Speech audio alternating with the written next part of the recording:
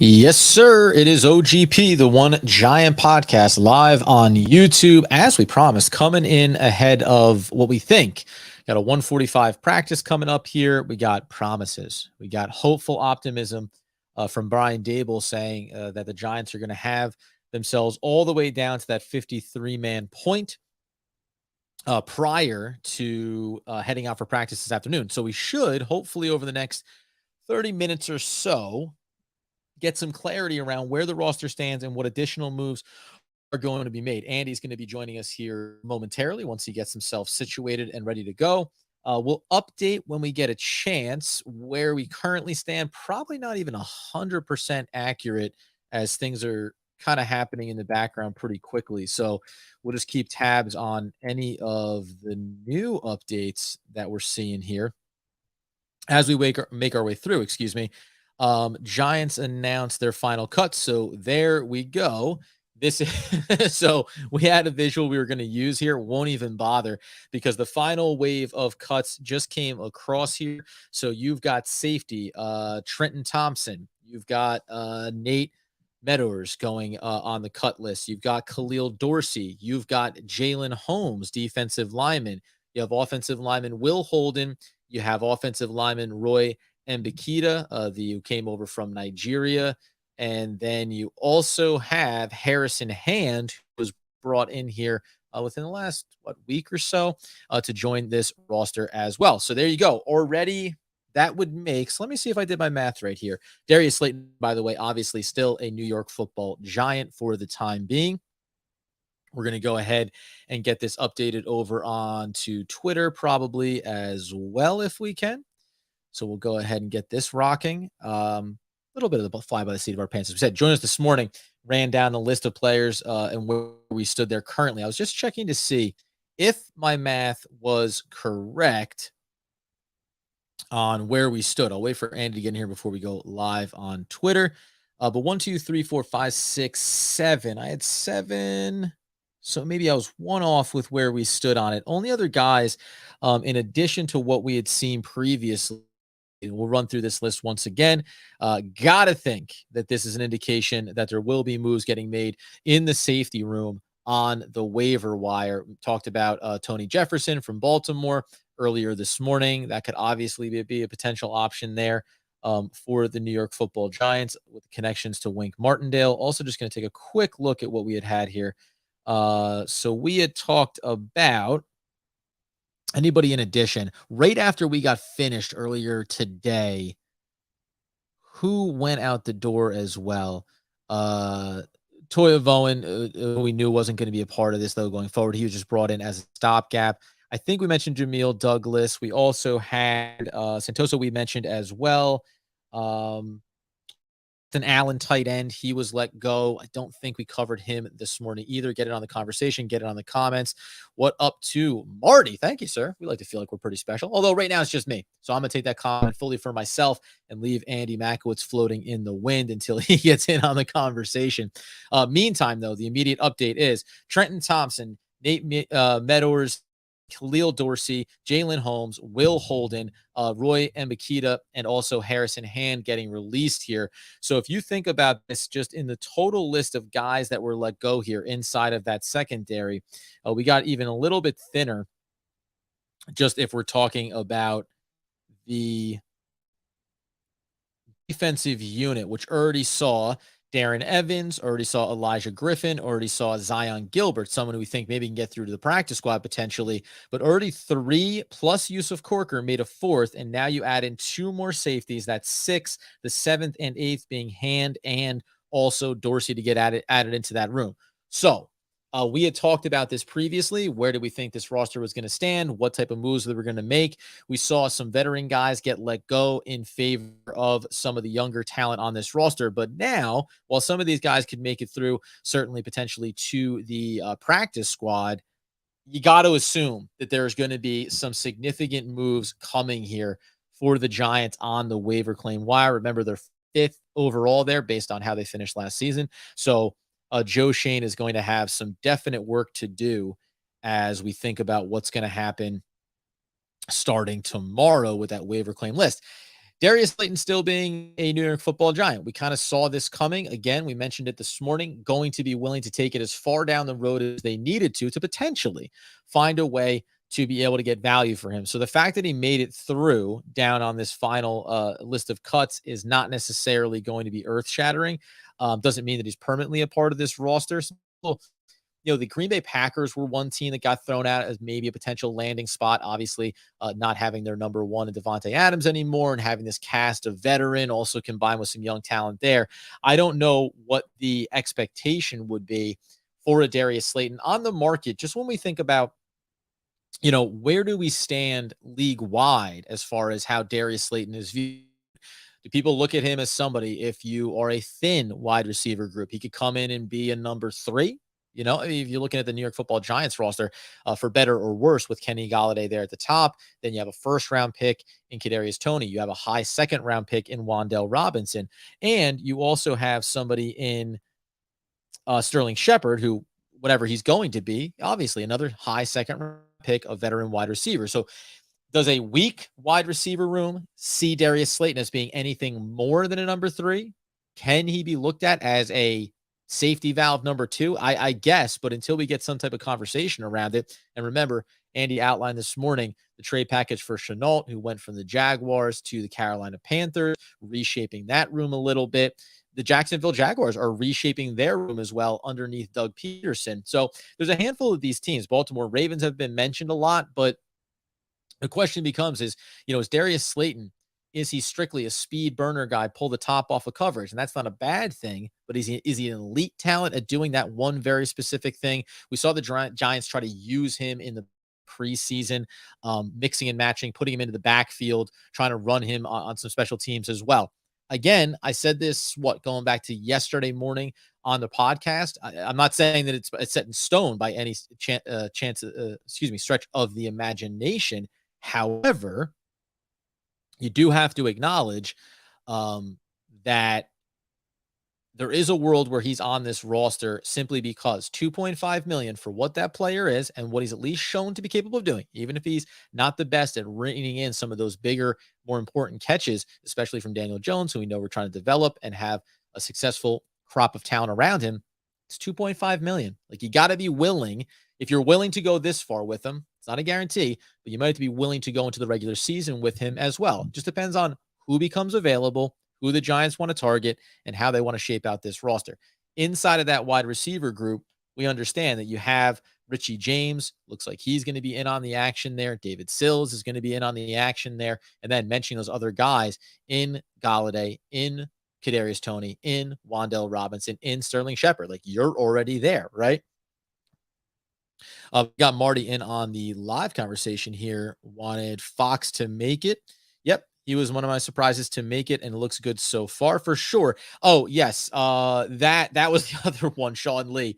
Well, first shout out to Marty. Yeah, I again, you look at these guys as of this moment, and there is a caveat to this because you have to get down to the 53-man roster. But let's also remember that when we're talking about where they stand at the 53, then you have waiver claims go through. You see who else falls outside of that. The guys that are currently on this 53-man roster might not be the final 53-man roster. However, as you mentioned there, Davis Webb, that was one that happened just after we finished this morning. He gets cut. Andy was saying when we got off the air, maybe this is through to the practice squad, still the slash coach for this team. Not sure. Looked really good in preseason for what he was and where he was expected to end up. And again, preseason, the competition you're going against. That's why you don't overhype it. And you don't look at the room. It told us two things there. One, the health of Tyrod Taylor, optimistic, feel good about where he is after that hit that he took and the back concerns.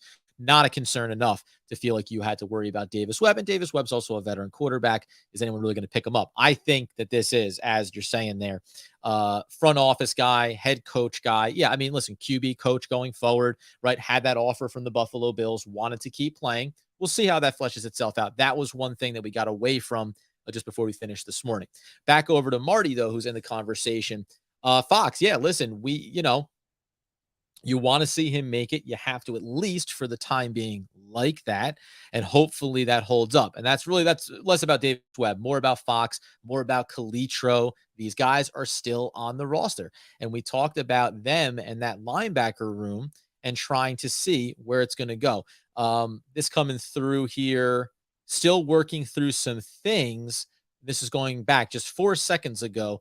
This implies that Davis Webb could be back on the practice squad. This comes care of Pat Leonard. We'll try to keep ourselves as glued to the narratives that are coming out here from some of the guys that are plugged in around the Giants media and see what else we got going on here. Going to close this out. Don't know what we got going on here. Doing a bit of a double duty here until Andy joins in on the live stream action. Potentially, maybe it's not coming. We don't know for sure.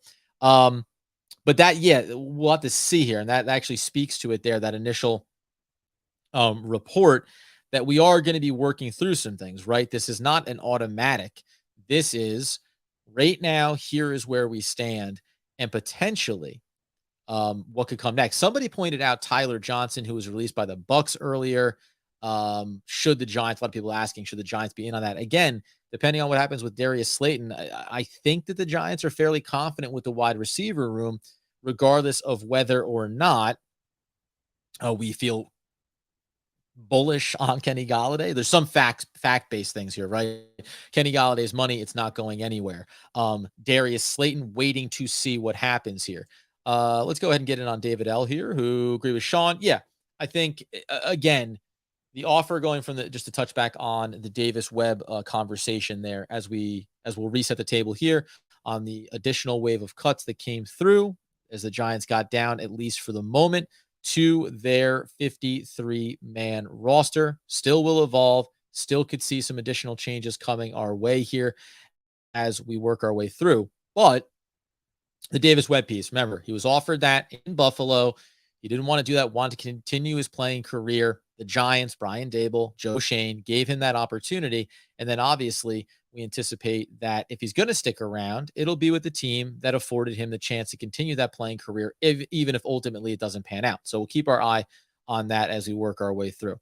Additionally, though, just when we talk about where we stand here, resetting the table, Trenton Thompson, Nate Metters, Khalil Dorsey, Jalen Holmes, Will Holden, Roy Mbakita, and Harrison Hand were the final handful of cuts that got the Giants down to the 53-man roster. We are, however, keeping an eye on it because Jordan Renan here, as we'll try to track him, always a good voice to keep an eye on when it comes to the New York Football Giants.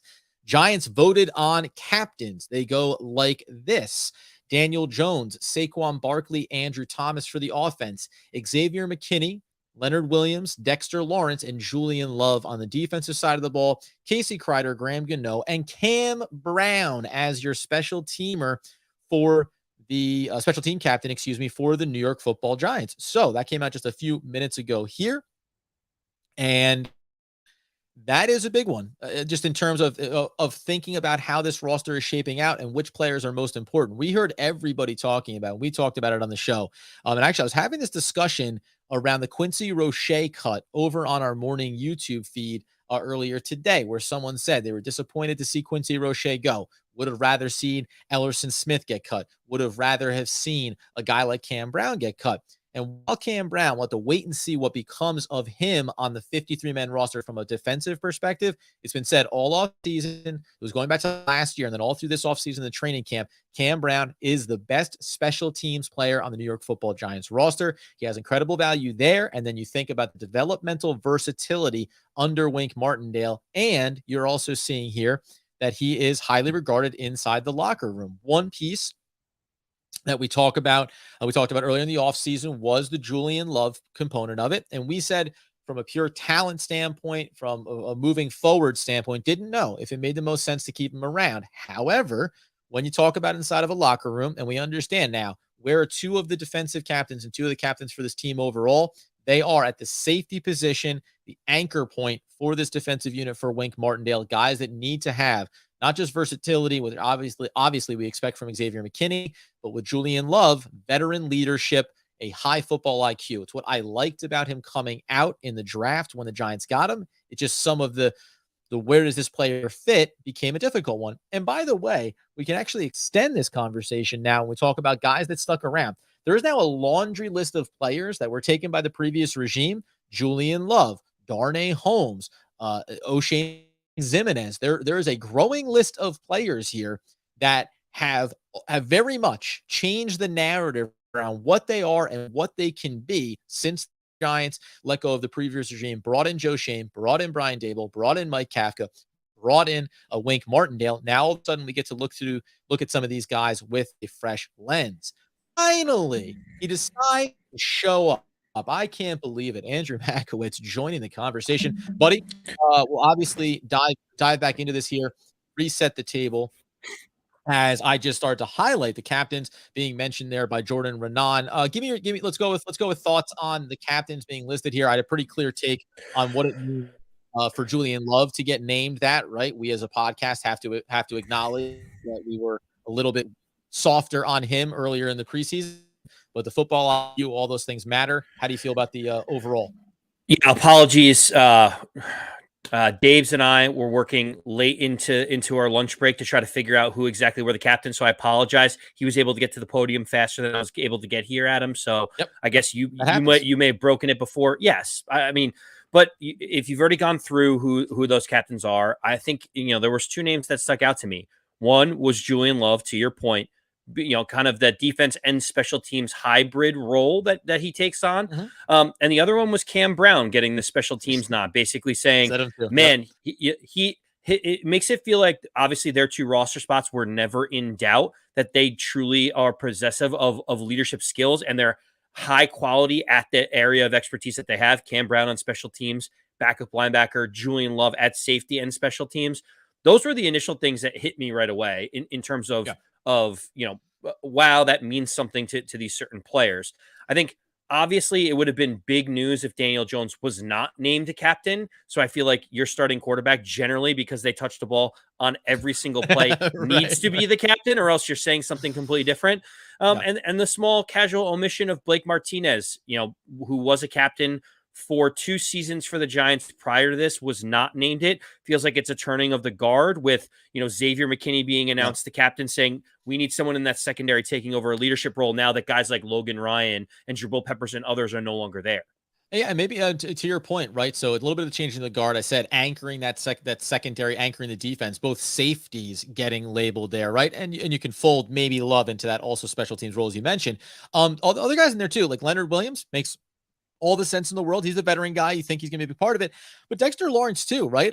You can't overlook the fact that Dexter Lawrence is a guy who we think is coming into this critical year for himself. And by all accounts, off-season training camp, preseason, he's done everything right. He's been checking those boxes. So it's also good to see him because at least on paper right now, let's call it best case scenario. The captains you see on this list right now, well, they could all be your captains next year if everything breaks right. Like you could be talking about all the guys that can be some of the cornerstones going forward for this team. So I definitely like that. Go ahead and hit me with it before we just reset the table. No, I was gonna say the only other thing that I was interested in seeing was Sterling Shepard was not named a captain. I kind of thought that they may do something with him, naming him a captain. Yeah. But to your point, every single person that they named, if the season goes well, you would expect them to be back strong next season. Sterling Shepard on the last year of his deal, same thing with Blake Martinez, being around from the previous regime for multiple seasons, coming off of big injuries. It kind of feels like they're saying we're going to go in a different direction. We're putting our faith in this youth, and hopefully they help rise as we grow as an organization. Let's reset the table here in a second. Go over the final edition of Cuts that came down here that cleared it out. I get your take on it as well. Just very briefly, 2 things I'm going to do here. We're also going to fire ourselves off over onto Twitter and invite everybody in on that side. Charlie G made a mistake getting rid of Webb. Should have let go of Taylor. You heard it here first. You're welcome. I'm just going to say, Charlie G, I get it, but I said it before. We're not going to belabor this because I don't think that Webb is necessarily going anywhere, whether it turns into a coaching hybrid role or comes onto the practice squad, as you mentioned earlier today. We didn't get to cover it on our initial live this morning. However, just got to put into context, this Webb is the one who's most familiar with the offensive scheme under Brian Dable, having been in Buffalo. He's also the quarterback that was playing against the weakest set of competition on a preseason to preseason game basis. So you got to put those things into context when you're looking at stat lines and talking about where these guys are. I don't want to belabor it. Yeah, but Adam, it's more than that, and I just want to put this down, put this to bed very, very quickly. There's Lovely. two reasons why Davis Webb got released when he did. One is that he is least likely to be claimed of all the quarterbacks if you were Yeah, going to release him. Well, he can't be claimed technically because he's a veteran. He's just going to wait until they move people like Shane Lemieux to the IR and be brought back right. onto the roster. The second piece Right. is if you were to release Tyrod Taylor, there's an $8.5 million dead cap hit that the Giants would incur. And like, while I understand that Davis Webb looked good while he was out there against third strings, Tyrod Eight, came in to eight be million plus, yeah, know, value. $8 million plus. We're Right. talking about Kenny Galladay losing $4.5 million. Tyrod Taylor is guaranteed. This is the coaching staff that brought him in. He is guaranteed to be the backup. Davis Webb is guaranteed to be the third string. I like those three being in the room in some capacity, even if Webb ends up on the practice squad. But there was no way that unless Tyrod Taylor was injured and going to IR, that this was going to look any different when they're trying to get the transactions right in place. You better believe it. Let's just reset the table here very briefly. Welcome in our Twitter family as well. Get this one going. Gotta like it, gotta love it, gotta want more of it. All right, welcoming in Twitter along with the YouTube live stream. 100% agree with you on that. Let's go ahead and just reset the table on what we got here. A few different things happened along the way. So we understand that in addition to all the cuts that came down this morning, the final list was going to be, and I want to reset this with you after we mentioned something that Jordan Renan spoke to over on Twitter when these cuts initially came down. Harrison Hand, Mbakita, Will Holden, offensive lineman and offensive lineman, defensive lineman, Jalen Holmes, Khalil Dorsey, cornerback, safety, Nate Metters, and also Trenton Thompson all got released. You got two more safeties. You have two more cornerbacks to go along with, I think that ends up 6 or 7 total secondary players that got released here. Before we move into just this comment from Renan, speaks to me, Andy, that there is going to be, while some of these guys may get to practice squad, some will end up back on the 53. Moves are coming on the waiver wire where they're going to be targeting players that Wink Martindale is looking at and saying, hey, these guys can be an impact. You mentioned Tony Jefferson this morning, getting mentions also in the comments around a player like Jaquiski Tart, who was also released today as well. And he's going to pop his mic back off of mute, and then he's going to come right back in. He's going to give us all those insights. There we go. Sorry. Well, I was so excited to talk. I was coughing before. What I was saying was the Talking Giants team, Justin Pennick, who we've had on the show, they do a great job doing updates. Yes. He already has the visual up on Twitter of what the 53 man look like. So we were just kind of perusing that in the background. Yep. I thought there were some interesting ones. Tom and Fox ends up being one of the players on defense that ends up making it on the back end. You think about Tanner Hudson, at the tight end position, another kind of surprise name based on where they were going. But go ahead, Adam.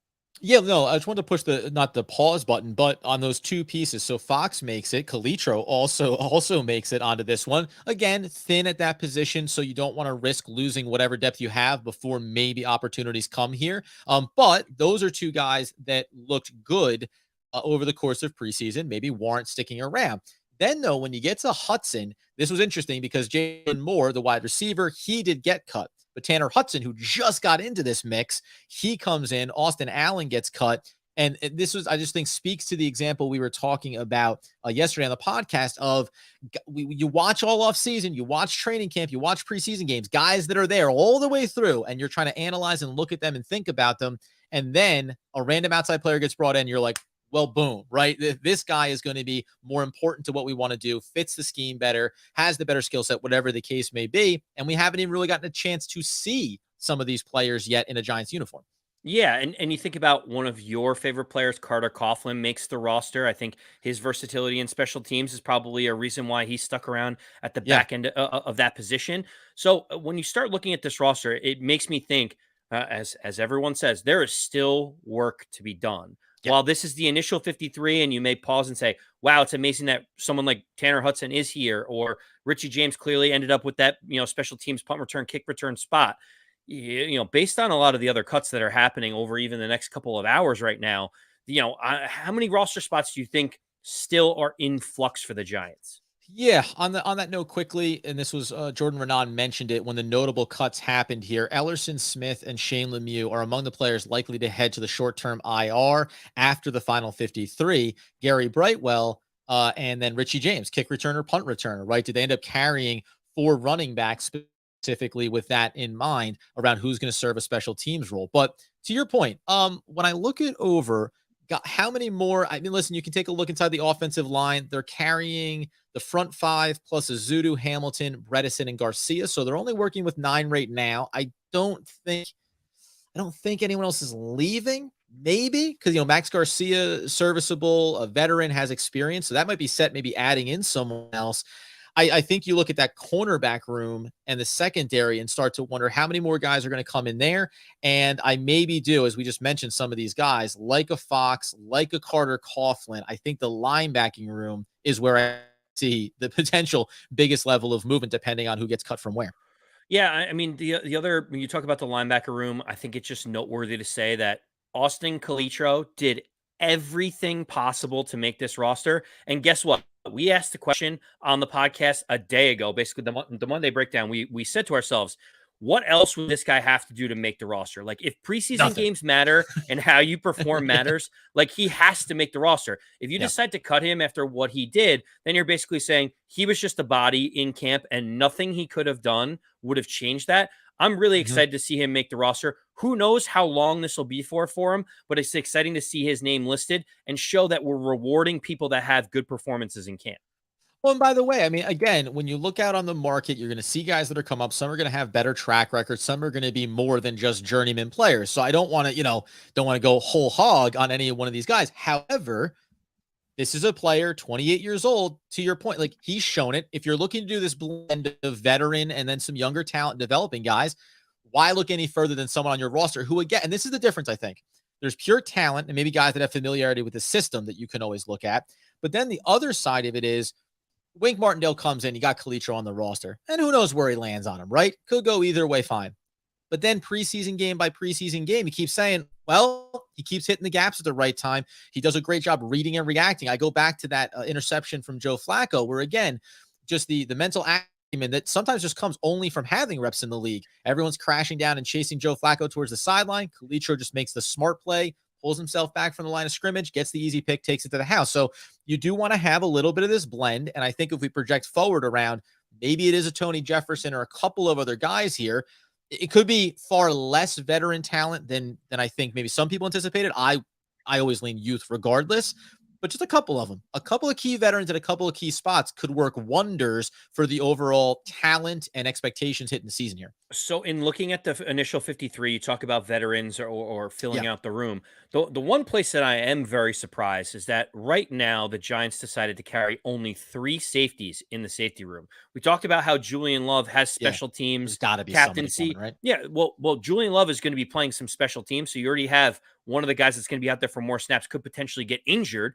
So, like, you need to have backups behind it. When you think about the only other 2 is Julian Love and Dane Belton. Dane Belton is coming off this collarbone injury, probably still 50-50 whether or not he's going to even be out there for week 1, Adam. So when you think about it, I'm surprised that the grouping of Andrew Adams, Yusuf Corker, Trenton Thompson, and Nate Metters one of them did not at least make the first 53. You have to assume one of 2 things. Either a guy like Tony Jefferson, who is a veteran that can sign at any moment that isn't going through waivers, is expected to come into this door once we make a couple of other moves, or they feel confidently enough that there are multiple safeties that have been released that having the 5th waiver claim, the Giants will be able to get one of those guys, which they have higher ranked than Thompson or Metters. Yeah, that would be the assumption. And again, once some of these guys move to the short-term IR, we mentioned a guy like Lemieux, right? Then you all of a sudden grab an extra roster spot, right? So I'll be curious if any of these guys were players that they would be happy to have back in the room, but also you can't risk a Shane Lemieux, losing him out there on the market potentially, or taking any type of price tag hit. As you had mentioned, something that wasn't going to happen, but around a guy like Tyrod Taylor, the money matters here too, as far as how the mechanics work themselves out. Is there anybody? I'm looking at this now, and I'm just trying to think about, like, when you look at the cornerback room as the example here, we're running with, no questions need be asked of Aaron Robinson, Rodarius Williams, Cordell Flott, the rookie, didn't expect him not to be anywhere, Darnay Holmes, and Adoree Jackson. I mean, Are you how comfortable are you with that? Let's assume, to your point, another safety gets added into this group of 4 there on the back end, which, by the way, hopefully, even adding the 4th one, I still think it speaks to the relatively low concern around the health of Dane Belton and getting him back out on the field relatively quickly here. But is one more safety getting added here enough for you to say we're going to the season and this is the squad? We have, 6, was it 1, 2, 3, 4, 5? 5. We have 5 cornerbacks. So do you anticipate safety and cornerback 1 and 1? Yeah, I mean, look, that's only 8 people in the secondary. That's not It's a lot. fine. Now, yeah, everything's fine. Maybe now, and more Everything's importantly, let's also remind everybody, as we said, about the linebacking room, how Wink Martindale likes to work. So with Martinez, Crowder, McFadden, Calitro, Coughlin, and Brown, you have 6 linebackers inside there, and then edge linebackers. We're talking about another 1, 2, 3, 4, 5, 6, with Fox at least making it for now. So you are talking about running 12 linebackers. Like, here's a philosophical question, not just about who's going to be on the market, but the team you have and how you want on the defense. Are we just saying, yeah, we're going to go with volume and accept the fact that we can't just improve the secondary on the open market, on the waiver wire in one fell swoop? It's just not going to be feasible. Talent isn't going to be there to just make these grand sweeping changes in one offseason. What I will say, the first thing that I thought about when I looked at this, yes, it's going to take some time to overhaul this. We can't just get rid of 10 guys and then pick up 10 practice squad players. That's not how it works. It's an evolution of a roster. Right. But the one guy that I've talked about all offseason that I think has a chance to be really, really special in Wink Martindale's system is Darius Williams. And even though he was a late draft pick, and even though he hasn't been out there due to injury, I think they see the same things that I see. He is a big, long athlete, and that works well in Wink Martindale's system. It really does, Adam. And he's 6 foot, about 200 pounds. So he's got great size as an outside press cornerback. But also, Adam, he's got a 75.5-inch wingspan. So his wingspan is 6'3". And when you're talking about pressures on the quarterback and being able to tip balls and get into different spots, I really look at a guy like Darius Williams, knowing he made the roster, and say, if he is healthy, he is going to be out there getting snaps early in the season. Yes, I listen, and it was ambiguous. It felt like to me that he's a part of this group. You're not 100% sure what's going to come of it. We'll have to wait and see how it gets used, but tip of the cap to you. I mean, listen, he's on the 53 for now, so there has to be an expectation that he's capable of contributing. There's 2 things I want to talk about. The first thing is the Darius Slayton piece. He's still here. We talked about it this morning and said, just because he makes the 53 doesn't mean that that's the end of the conversation. Other cuts are going to happen. Other claims are going to go in. And then maybe teams, become a little more interested based on who they're able to get or not get when the waiver claims are completed tomorrow. But I also talked about it last episode, or the last 2 episodes. Like, let's remind ourselves that Darius Slayton has had success at the NFL level. Maybe it hasn't looked perfect even in this offseason. We know some of those high-profile drops that he's had in his career, but I do also, like, I'm okay with him being a part of this roster. When you look over, you mentioned looking at that wide receiver group, Kenny Golladay, Sterling Shepard off injury, Kadarius Toney, obviously our rookie, and Wan'Dale Robinson we're excited about, David Sills, someone who has chemistry, and Richie James. These are everybody outside of Kenny Golladay, Sterling Shepard, and we're going to put Kadarius Toney in there because we've seen the samples. We know it's electric. That's it. There's 3 wide receivers that have a real track record of success. Darius Slayton falls into the category of, at least what you're getting with him. I can put no level of percentage confidence that he's going to be on this roster long term, but I at least think it makes sense in the short term to keep him a part of it and then see what happens over the next 24, 36 hours.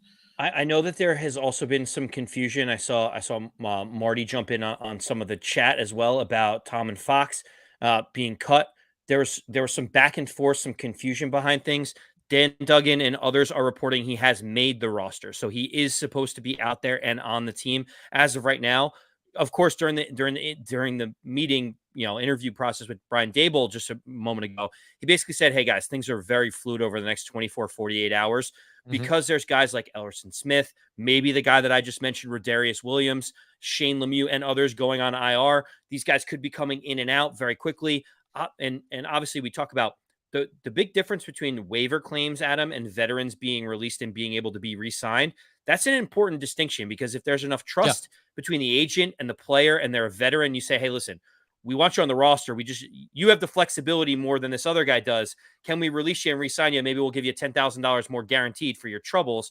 Like, these are the types of transactions that are going to be occurring for the Giants over the next little while, say 3 to 4 hours.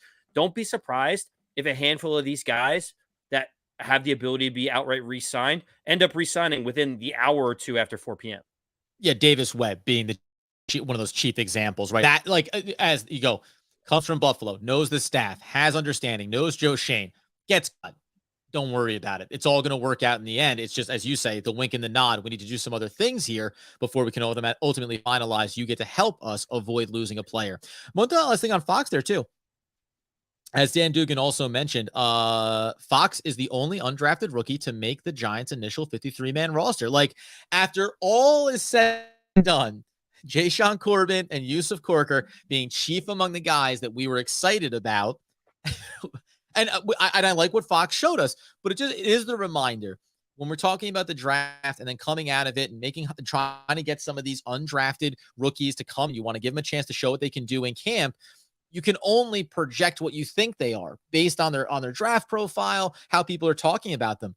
Fox was just a guy that gets brought in. Cut to, he part of the roster, like, at least for this moment. And you'd like to think, in all these things that are going to evolve and change here over the next couple of days, I'd like to think, if we're looking at this hierarchy, that maybe a guy like Carter Coughlin, who I was a big fan of when he came out as well, maybe he's a little bit further from being secure in this roster spot than a guy like Fox. Again, new regime, and also a guy, did Carter Coughlin show anything in this offseason and in these preseason games that made you go, hey, there's the next step there? Cam Brown, holdover, I think got talked about by Bob Papa and others on the broadcast, saying Wink Martindale likes what this kid is, his measurables, and how they can develop him. So interesting to see. Like, now what we want to see is that, like, don't have me start talking, bullish about Fox, and then go ahead and pull the rug out from underneath us and have him get cut in, the next 12 minutes.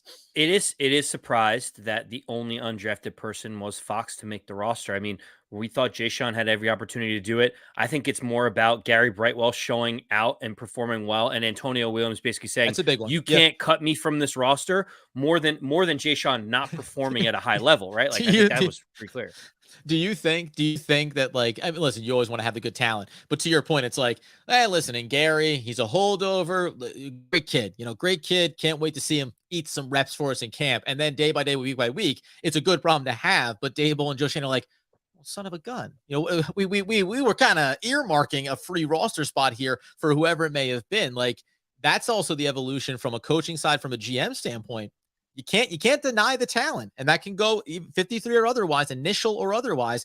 Carter Coughlin, Cam Brown, right? Fox, some of these young players, like, you can't dismiss them. Once they show it to you, you're only hurting yourself if you start to say, but we know we're going to need these roster spots or these positional needs. No, talent is talent. The only thing you want to end up with is the best 53-man and then the best 16-man practice squad at the end of the day.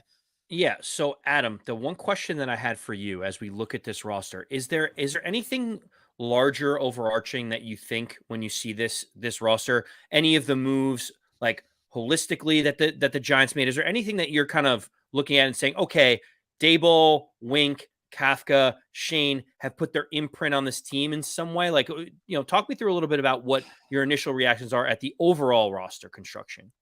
Yeah, I think we talked about it so much, the special teams component, and we also talked about how they hasn't looked so good this preseason, but that was preached all throughout the offseason. Positional versatility was preached throughout the offseason.